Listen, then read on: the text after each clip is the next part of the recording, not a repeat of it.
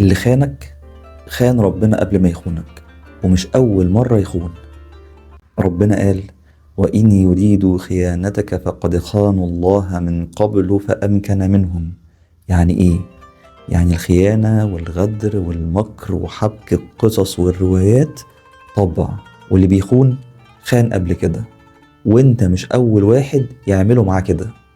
بس خد بالك، الآية موقفتش هنا.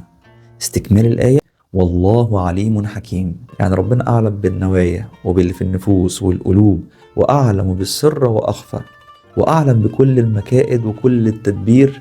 لكن ربك حكيم بتوقيت تصفية الحسابات. ربنا بيطمنك وبيقولك: إن يعلم الله في قلوبكم خيرا يؤتكم خيرا مما أخذ منكم ويغفر لكم والله غفور رحيم.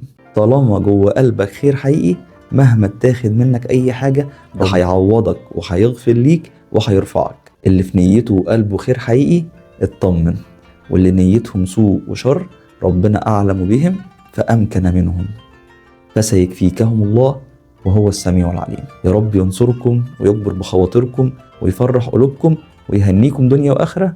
قولوا امين. السلام عليكم.